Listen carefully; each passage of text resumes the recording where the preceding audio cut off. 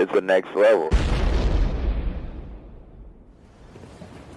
right, just be cool until I finish the job on the grassy knoll. We'll get the time meth and I'll ice the squirt. I just wish there was another way. There isn't. Look at him. What are you looking at? Look. You see something funny? Worst case of paradox psychosis I've ever seen. What's wrong? I Mind your business. feel bad for him, you know? Or I'll give you something to stare at. He's just a little guy. Everybody's a little guy. I wish you could pull off these You look shorts. like King Kong and the Hitler Youth had a baby.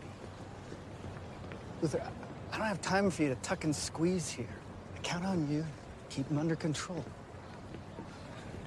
I'll do my best, yeah.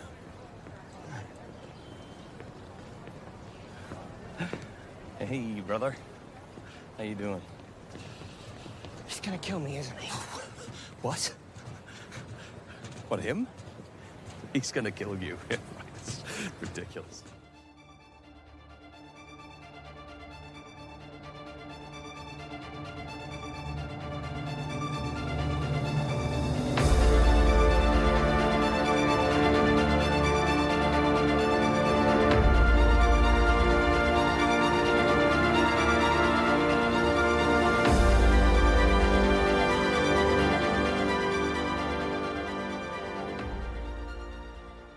Hey, panelists, welcome back to the show. I'm Mark. And I'm Steve. And I have to state, last episode, I was wrong about the song in episode 8. It was actually Pepper by the Butthole Surfers from the album Electric Larryland album. I thought it was actually Beck's song Loser, but it's pretty funny. My memory is terrible, but when it comes to like pop music in the 90s, I guess, and stuff that was popular, because, you know, I just rang to my own bell with certain music that I was into and playing when I was in a band. But yeah, usually it's funny too, because I'm actually able to get that within like 10 seconds of a song and figure out, you know, if it was a song that I could know, and I'd be able to ring it out off the top of my head. But nope, I was wrong. So I'm sorry about that. That was my bad. But yeah, so this week's episode that we're going to be covering is Umbrella Academy Season 2, Episode 9, 743. And the synopsis of this episode is, as the Fives plot against each other, one of the siblings makes a big sacrifice to help Vanya, plus Lila learns the truth about her parents. Which is funny, too, because saying that as the Fives, it sounds way too weird because it's pluralizing him. Yeah. And the number as well, too. Yeah. That's. I didn't think about that when I put the synopsis in there, but yeah, that's good. Yeah, this was a good episode. It was decent. You know, I don't have a lot to say about it. I went back when I rewatched it the other day and realized, and I think I actually said this in my voicemail to Strange Indeed, that this is the shortest episode of this entire season. It's like 40 minutes. And so, I mean, there's a lot that happens, but it's a really short amount of time. All the rest of them are like 50 minutes or over 50 minutes or real close to 50 minutes. So I was really surprised me when I figured that out, because I was trying to figure out why I didn't have a lot of notes for this one. And then I was like, let me look at the running time. And yeah, sure enough, it's pretty short. Yeah. And yeah, a lot did happen within it. Mm-hmm. And, you know, it was very entertaining. I just love the idea of the Fives battling each other and how everything worked out and, you know, where things left off. And then obviously we learn a lot about other people and their interactions, Handler and how she, you know, manipulates Lila and everything else that's going on. So with that, we should really get into our top fives. Absolutely. Wonder if it's too late to be unadopted. So you should go first.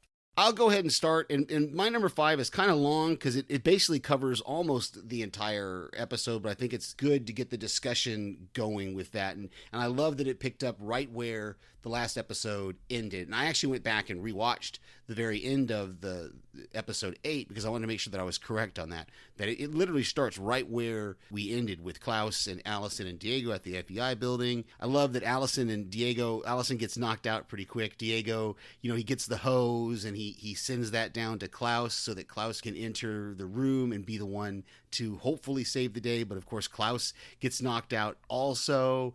And so Ben is the only one who's unaffected by Vanya's power. So he's able to get into that room, and this is where I say it's going to span the whole episode, because right as he's about to enter the room, it cuts away to Luther and the Fives. Yes. You know, and then we've got to wait several more minutes before we get back to that room, and we see Ben. I love that he connects with her in that kind of dream world that we saw in the last episode, and it was just that whole reunion with him was so touching. I teared up, you know, as he's telling her that she's not alone at the table. In fact, I'm starting to get emotional now. I'm getting the feels now just with it, that he tells her that she's not alone at the table anymore, and that, you know, that flashes us back to the first season where they used to show her, you know, eating her breakfast alone, eating meals alone, all these things, because the rest of the team would be out doing a mission or something like that. And just the realization that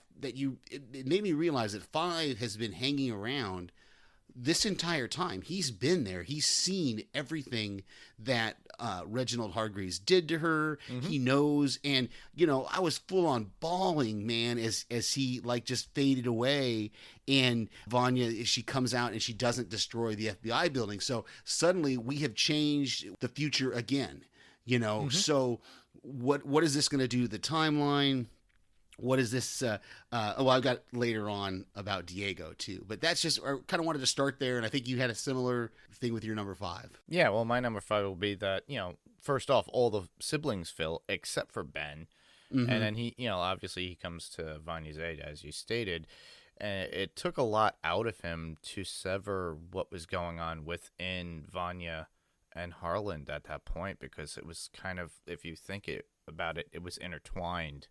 Mm-hmm. And she was uncontrollable, and he, you know, Ben was able to possess her to a point to sever that bond to free her. And to me, that was a lot. You know, it took him a long time to get that, you know, to that point with mm-hmm.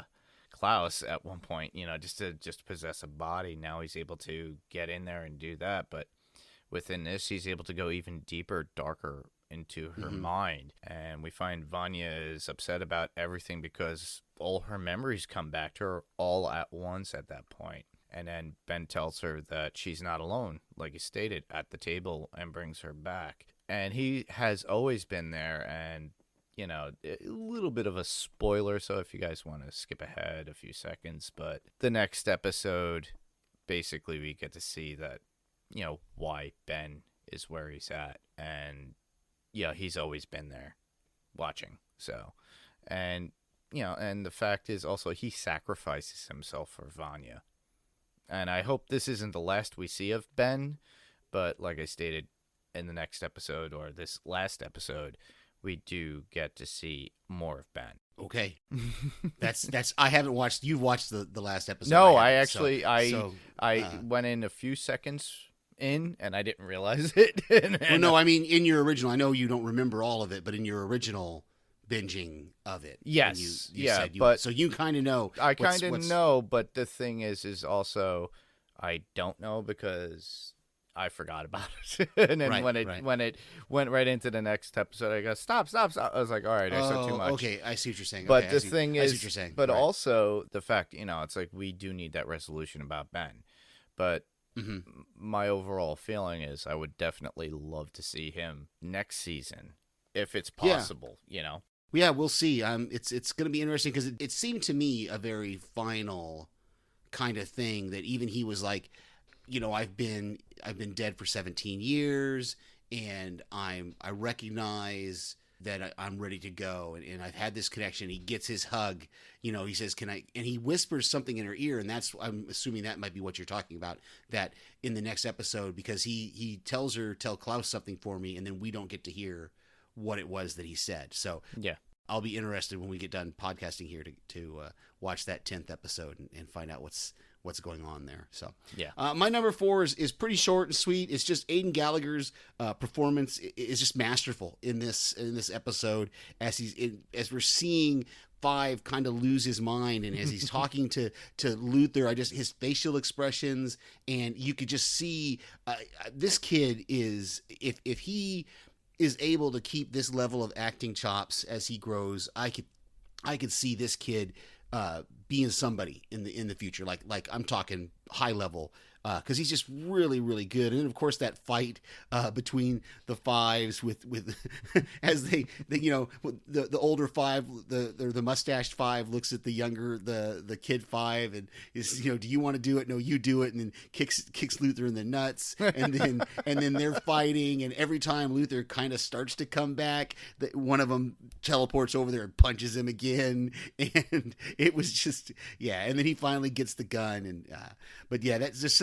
Aidan Gallagher's performance in this was really, really good. And the guy playing his older self does a really good job as well. They really must have spent some time together because their cadence is the same. Even the older guy I noticed in this episode, he even has a lilt. He has a sort of a very similar lilt to his voice that Aidan Gallagher's five has. So I thought it was really, really cool. Yeah, definitely. And that they must have worked together based upon that.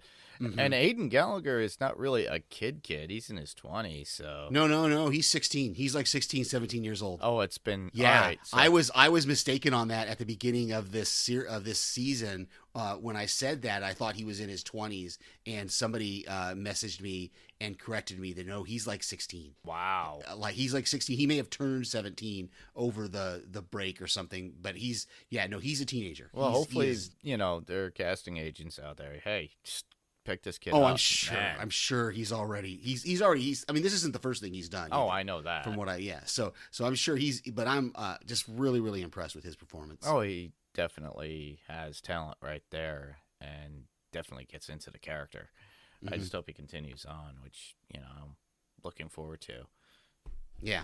Well, my number 4 would be, definitely Luther's struggle with both fives during this whole episode. Playing to both of them, basically. He might have been unwilling or understanding, but the way he handled it was pretty good, Plus, the fight between both the fives, that speed is like a future fight while Billy Idol's song, Dancing With Myself plays in the background. Yeah. And I really thought the visuals were really cool with the slow motion, especially when they, it's like you hit him. No, it's like they both hit him at that point in the balls. I love both of them, kicking Luther at the same time. But, we get that end result in those scenes at this point that we'll talk about further on because I'm pretty sure they're in our top 5s as well. Exactly. So that was your number 4? Yeah. Okay. So my number 3 is going back to the handler, and just it's interesting that we find out that she's the one that ordered Lila's parents killed, but that AJ's the name on the paperwork for it. Correct. But I also have to give myself a little bit of props because I think I was the one back in whatever episode that was, episode 2 or 3. Yeah, you brought it up. That I said I think it's 5 that kills her, that killed her family, and we're going to find out towards the end of the season. So kind of pat myself on the back a little bit for that. That I figured that one out. It was old 5, by the me. Everybody. Yes, well, I mean 5.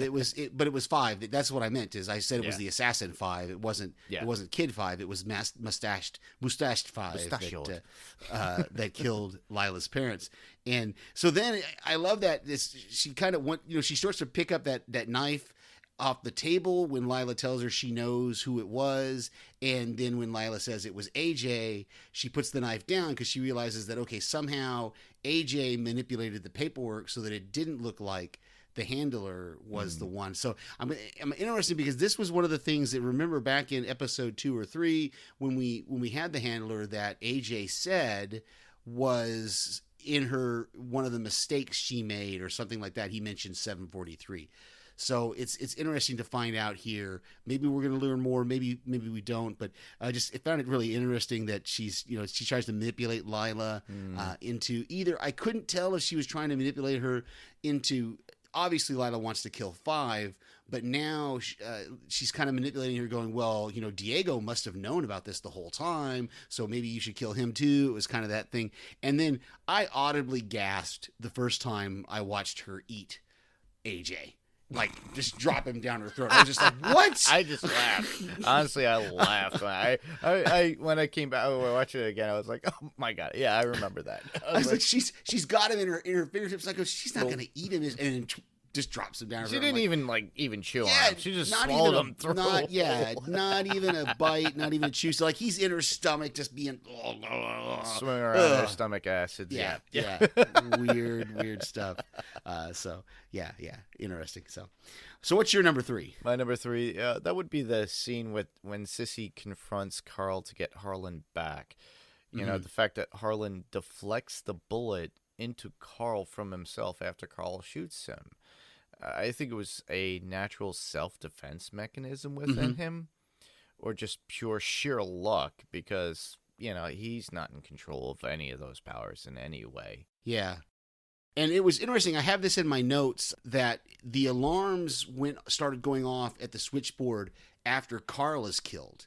And then when we cut to the very end of the episode, they're showing all those screens when the guy is telling her that telling the handler that there's something going on with time. And you see all those screens, and one of those screens is focused on that farm, and there's something going on in the barn that looks like Aunt Vanya's type of power. So I don't know what that's about, but I thought that was really interesting, that because we've been wondering this whole time, what is the connection with this family, with this farm family, whereas everybody else had some sort of connection to either Kennedy or to Reginald, but what does this farm have? So I'm going to be I'm really intrigued for the last episode, and I'm kind of disappointed that we have come to the end here. I'm curious if it has to do something with history.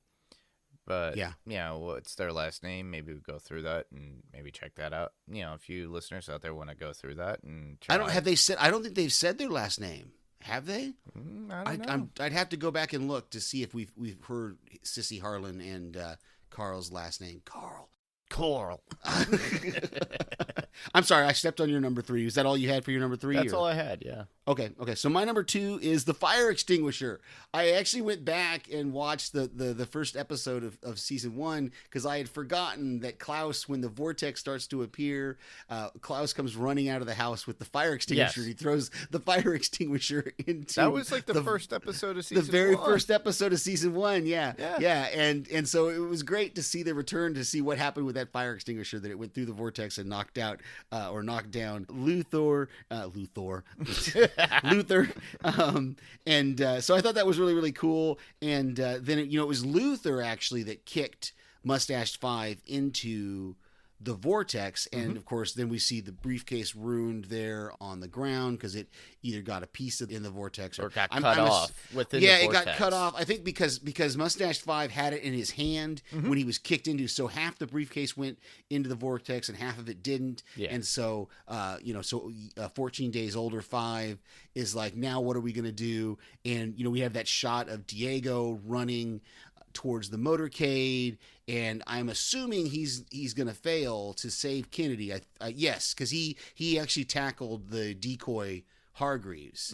So, and he hears the shots. So we know that he failed to save Kennedy. That apparently, as far as we know, history is preserved into what our, I guess if you want history to would be. Yeah, our prime history would be is kind of preserved. So that was kind of cool, and it'll be interesting to see how this plays on Diego's psyche, because the entire time he's been back here in 1962, 63, he's been trying to prevent the Kennedy assassination. Yeah, it was his devotion of trying to prevent that one historical disaster. As soon as he realized it, he goes, "We could just prevent this and have Kennedy back." Because he says it was the destruction of the FBI building was stopped. So because of that, we're not going to get the nuclear war. So now I can save Kennedy, and it won't hurt the timeline or whatever. Correct. Yeah. So yeah, but of course we're going to find out probably in the next episode how that affects him. Yeah. And my number 2 would be, the fact of younger 5 or Luther just kicking older 5 into the vortex. And I say younger 5. But it's only 14 days old. 14 days, yeah. Older, younger. 5, younger, whatever. My eyes getting cross-eyed just thinking about it anymore. Whatever, into the portal, but then giving him the math about what happened so he doesn't become, quote-unquote, Tiger Beat. But the briefcase still gets messed up, as, we talked about. But yet again, this happened before. We've seen it before. And Yeah. if you want to go on about that, that's I No, remember seeing it. Now I was like, wait a minute, we've seen this before. Yeah, did we see half of the briefcase? I don't remember that in the first season. I'll have to go back and look and see. But, Now the second season, I think when they kicked the briefcase and it got broken, or that one scene when they were supposed to meet up. No, yeah, I don't think it got broken. I think he threw it into the vortex, and I think it got, I don't know. So yeah, that's we talked about that when it happened in the episode, whether that's going to show something. I don't think that's the same briefcase. I think it's different. But yeah, that is an interesting theory, whether there's something going on there. But it's one of those things that he does give him the correct math, or he tells him what the correct math was supposed to be. I don't know how that works with his power, if he has to focus on it. But what I'm assuming, again, and we'll probably find out in the next episode, what I'm assuming is, though, because of Luther kicking him and everything getting kind of thrown out of whack, I'm assuming he still goes to 2019 and becomes the younger number 5. I was getting under the impression that with the way things have changed, maybe it was different in a sense that in what or maybe this is the true event that had created it for him to be young 5. Right. That's what I'm saying is I think this is the I think you're right. I think you hit the nail on the head. I think this is why he became younger 5 is because he got kicked through the portal by Luther and he's seeing his younger self or something like that. And so basically what the 14 days older 5 did was he created his own future. You see what I'm saying? Like, he caused his own future to happen, which we see that in time travel stuff all the time. When somebody goes back to prevent something and they find out that they're actually the cause of it. Yes, exactly. Yeah. So yeah, I think I was hoping for the latter half of something a little different. Maybe we get something different out of it, but who knows? I think it would mess things up because the current 5 up, so the current 5 that we have would change. Yes, that's what I was saying. And it would be an alternate. Episode. It would be an alternate reality at that point. It'll be interesting. We'll see what happens with episode 10. Yeah. So. And to add on to that, it would Kennedy is still shot, as you spoke about, on the grassy knoll, but by Reginald Hargreaves. No. He was shot. He was shot by Oswald. He was shot by Oswald. Okay. Right, I was under the impression because you had that old man with the crazy laugh that Luther saw in the very beginning of season 2 with the note and everything. And I assumed because the way they dressed him up as Reginald Hargreaves, that Hargreaves was somewhere else shooting. That's why. No, and that actually goes right into my number 1 because it's something that Reginald makes very clear when he steps into the room with the majestic 12. He makes it very clear that he did not want Kennedy assassinated. He tells them, he says, I told you not to assassinate Kennedy. He was, I caught that there. I was very specific to catch that in the most recent watch of it, because I was like, he didn't actually, that's why he sent the decoy, his decoy self there that Diego tackles. And it's that robot, whatever. And with, like you said, with the laugh. And he walks in and that's one of the first things he says is that you weren't supposed to kill Kennedy. And they're all like, well, we're going to do whatever we're going to do, and you can't do anything about it. And we're going to tell the world. But he says that we have that line. What really keyed on for me was they tell him that with Kennedy dead, they can protect his interests on the dark side of the moon. Mm-hmm. So I thought that was interesting because that plays into, again, remember Luther was on the moon. And he was at the beginning. Yeah. And he didn't understand why he was there and why Hargreaves sent him up there for how long was he up there? It was ridiculous. I'm not sure how many years he was up there, but we find out that all that data he was sending back, Hargreaves wasn't doing anything with. But now we have this interesting thought that there is still something on the moon that Reginald was involved with. So it'll be interesting to see if we see that in episode 10 or if that's something that's going to play into future seasons. Of course, and then they threaten him. They say, well, tell the world who you really are. Or I have to go back and watch it again. I don't remember if they said who or what. I think they said who you really are. Yes. And that's when Hargreaves takes his face off. Yes. And we see the back of his alien head. Yeah. And then apparently from what it sounded like over the credits, he's killing the Majestic 12. Well, it makes you think, though, is the Majestic 12, and this leads into my number one as well, because, that was my number one. Reginald takes off his mask and reveals his alien self, and he kills the Majestic 12. But with them stating that, know who you are, meaning that are the Majestic 12 part of other alien races or something, maybe? Yeah, I'm not sure. I got the impression I got was that they didn't realize he was an alien. And That's and what so- my first and impression s- was, and then going into the conversation and thinking into it made me think that, like, who you are. But the thing is if they knew who he was, but they never saw his true self. Right. That's So- yeah. So I think it'll be interesting to see how that all plays out. Yeah, Yeah. Did you have anything else for your number one? that was all. Okay. Well, we've got a few notes here. I already talked about the switchboard, so my only other one I have that we haven't talked about yet is just the humor again. And I loved the whole Blazing Saddles moment in the stairwell there with Lila, where he says, "I have something to show you," and he reaches into his pants. It just reminded me of that whole Blazing Saddles. Let me reach this Excuse me while I whip this out, And they're all like, "Oh," and so I thought that was really, really funny when he says, but he specifically says, and it's funny because it's coming from a short person. He says, "I have something big to show you,"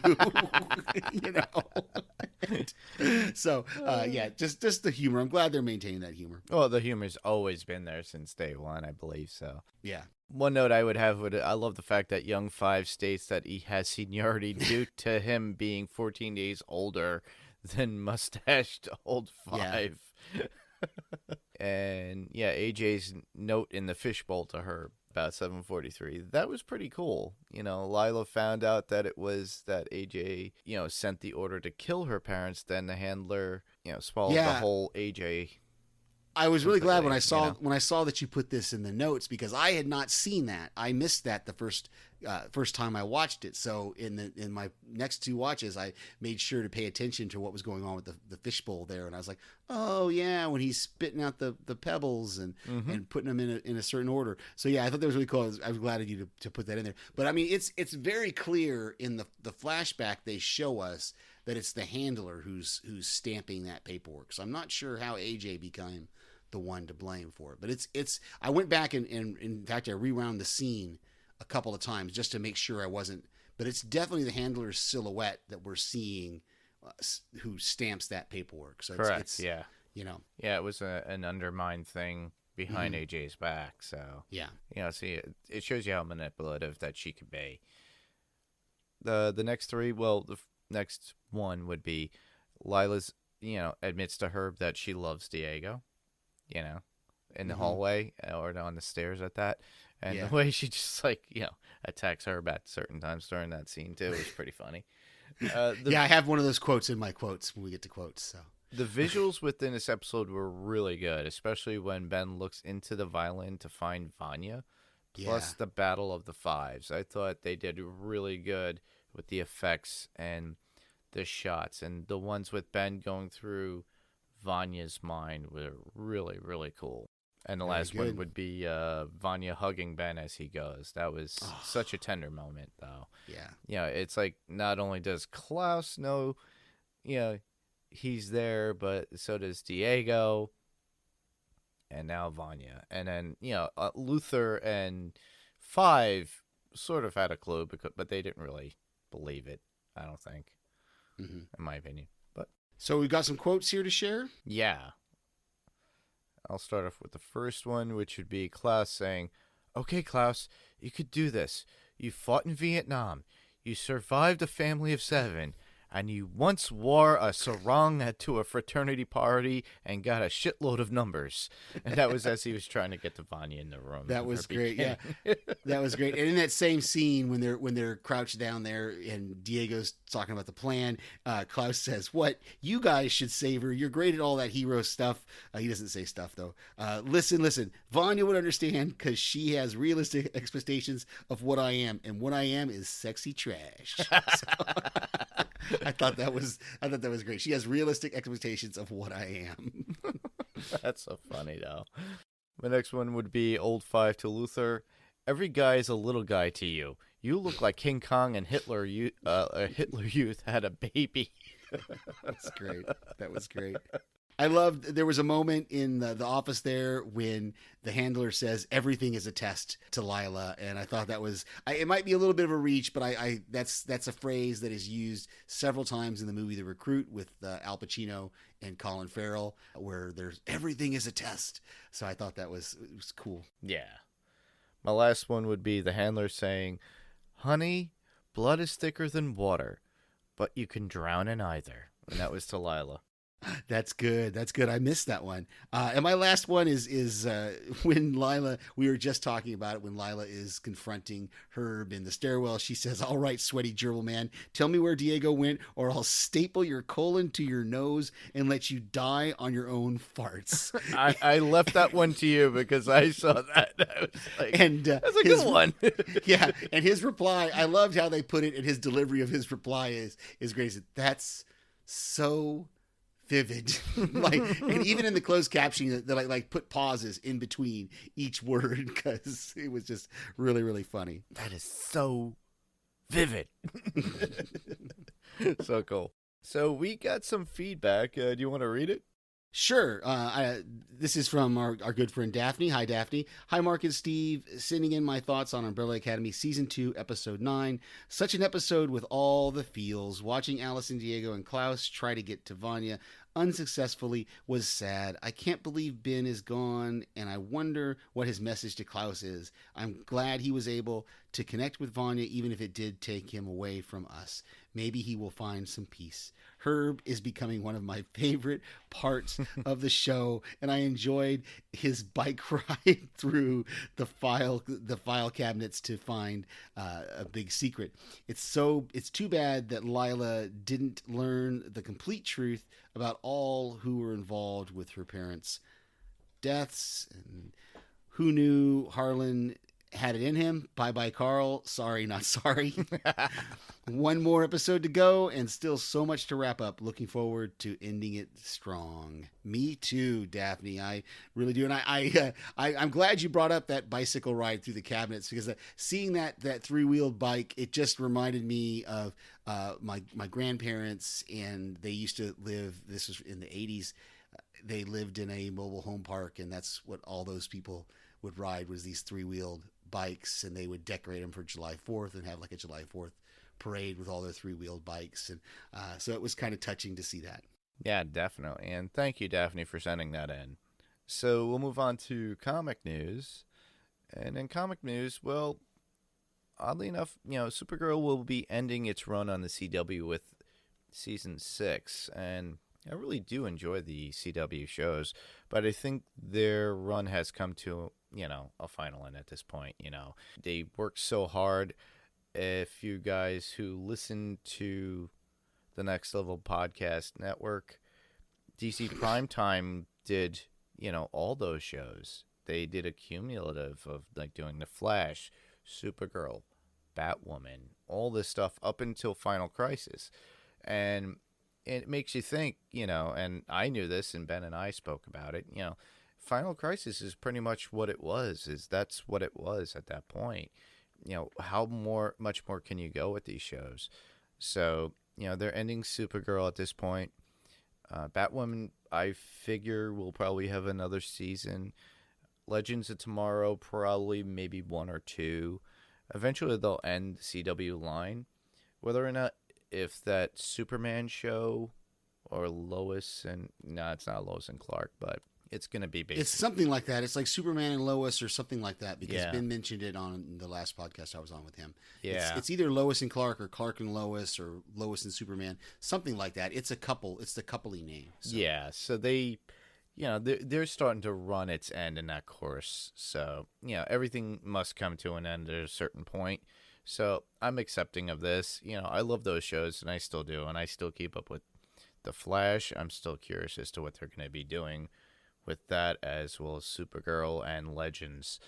So I'm just hoping that, they don't come out and say, well, Legends is going to be ending really soon, which I'm pretty certain that it will in another season or 2.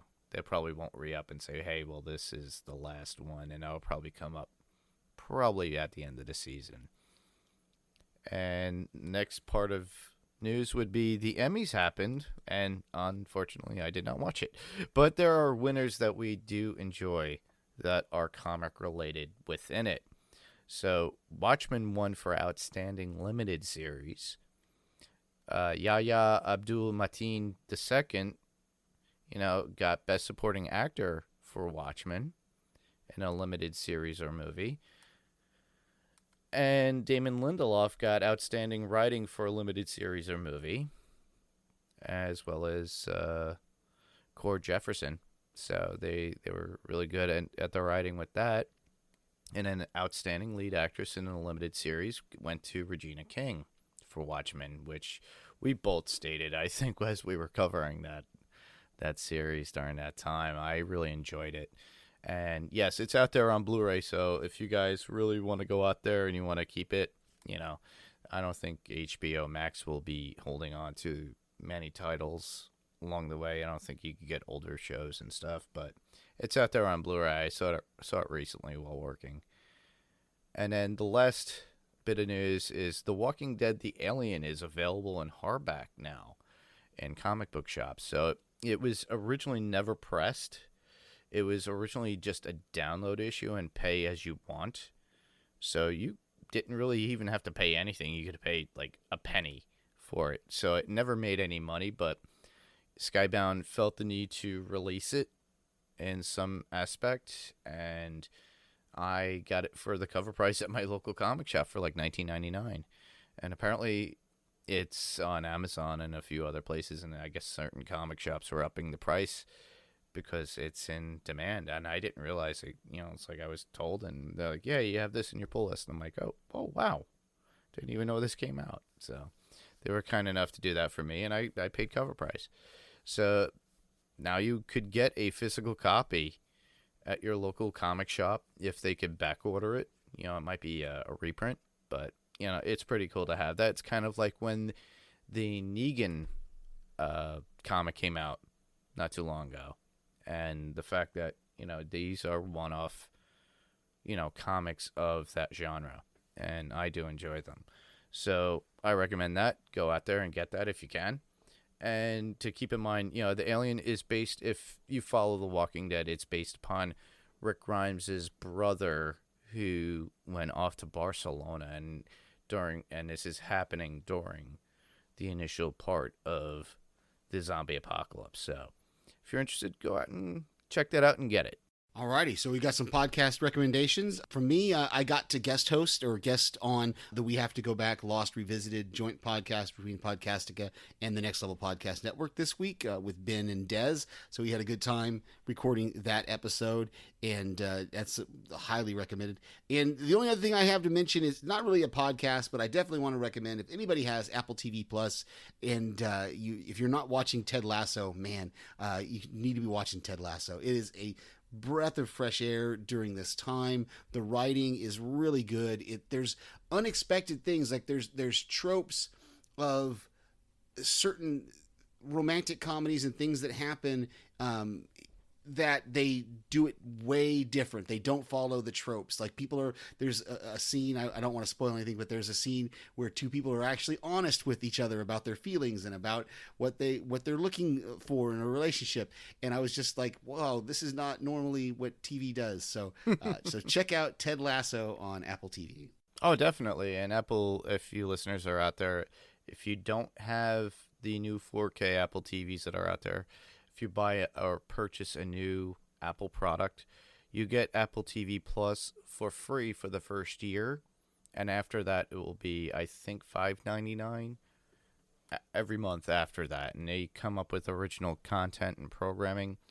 I think I had mentioned it before, but there are a few. They have the morning show that's on there with Jennifer Aniston and Steve Carell.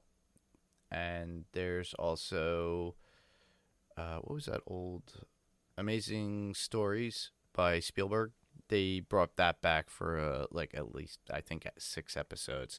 So I watched all that stuff in the meantime during the pandemic because I had a new Apple TV and it was free. And there's another one that's on there that I'm forgetting. But regardless, you get new original content from Apple TV Plus themselves. So that's something to look into and get if you're interested. So for my podcast recommendations, I would recommend Run for Your Lives podcast on the Pirate Core Entertainment Network. Daphne and Paik will be covering the movie The Host, which should have just dropped as we're recording now. So It did. It dropped yesterday, I think, actually. yeah, Or this morning.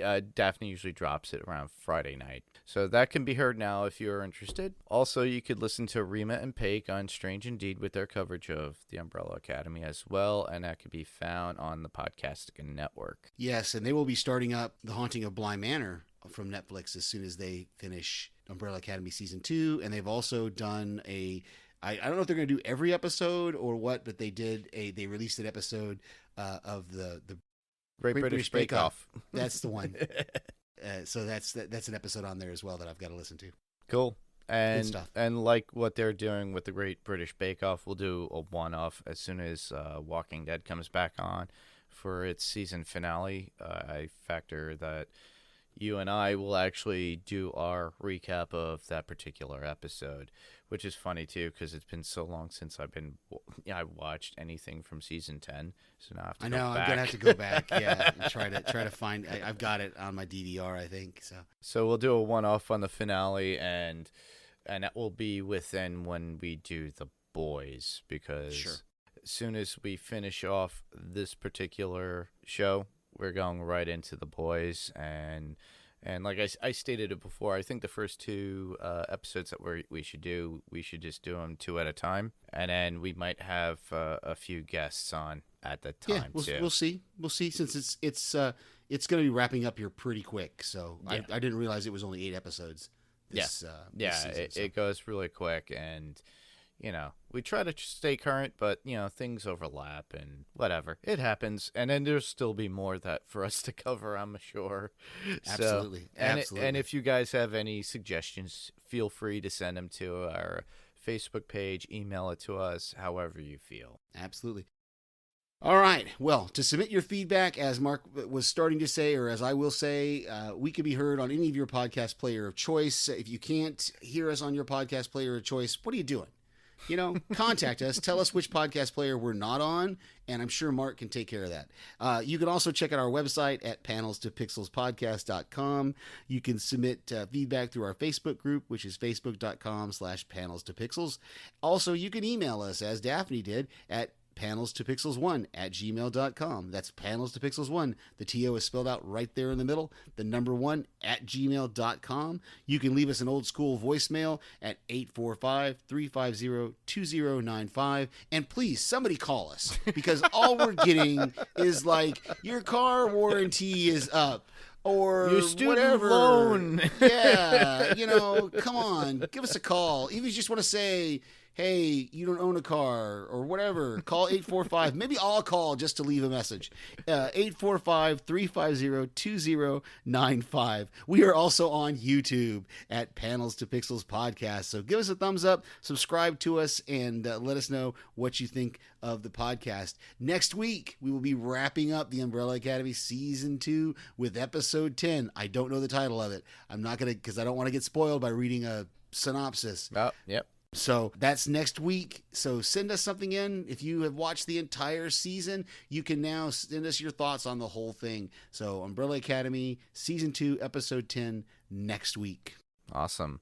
And where else can listeners hear us? Well, I could be found right here on Panels to Pixels, as well as sending out audio feedback to other podcasts that I love that my friends do. So you can also hear me on a new podcast that will be releasing, I'm going to say, within the next week. And it's called Adrenaline Cinema, and you could find that on the Pirate I love Core that name, by the Entertainment. way. I love that Yeah. name, Adrenaline Cinema. I love that. I think that's a great name for a podcast. Yeah. Sorry. No, it's okay. No, yeah, definitely. I worked so hard in trying to figure out something that could be a little bit different. Yeah, A I lot love of it. people recommended Straight Adrenaline, but there's also a podcast name that, so I need to differentiate it a little bit. I love it. I think it's great, and I would love to be on anytime you'll have me. Well, there's going to be rotating podcasts. The first one will be and I'll tell you guys here, it's going to be about Die Hard, and my co-host for that episode will be Ben Beck, because he loves Die Hard as much as more than anybody, I guess, than me. I don't know. So- I'm pretty dude. I went and saw that like 12 times in the theater because it was right after I graduated high school, before I joined the military, and I went and saw that thing multiple times. It was in the theaters forever. I remember. Yes, I do. I love that movie. So you can find that on the Pirate Core Entertainment Network coming at the end of the week next week. What's an email address for that? Do you have one yet? Yeah, set up? it's called adrenalinecinema@gmail.com. So you can Great. just send your email there if you want. Go to Pirate Core Entertainment's website, or you can just go straight to Adrenaline Cinema Podcast's Facebook page, which is pretty much, if you just search for it, it's right there. We're all set and we're all ready. You just leave a comment, and there's already a post for a comment for Die Hard. So you could send whatever thoughts you have right to there, and we'll get right to it when we get onto the actual podcast. And to let you know a little bit about the podcast itself, it's about all those action movies, adventure, suspense movies that get your adrenaline pumping. And that's the point of that. And I just wanted to do something a little different than what we do here, but also do it on my network on that side. So, and obviously it will be rotating co-hosts, so it would be myself and somebody else as well. So you're definitely going to hear Steve on it at a certain time, because I already have the first 20 movies already listed and ready to go. It's just a matter of recording, getting them uploaded, and getting them out to you. So stay tuned here, and we'll keep you up to date, or just check out the Pirate Core Entertainment website. As for me, I love watching TV shows, probably a little too much, but I send voicemails to a lot of different podcasts. Well, not a lot. There's like 3. But I am a regular sender of voicemails to those podcasts, and I absolutely love it. I love being on this podcast with Mark, and so you will always continue to hear me here, unless I'm on vacation or something. But other than that, right here on Panels to Pixels. Awesome. Well, that's our show for this week. Thanks, everybody, for listening. I'm Mark. And I'm Steve. And this was Panels to Pixels, and we'll see you on the next panel. Good night, everybody. Good night.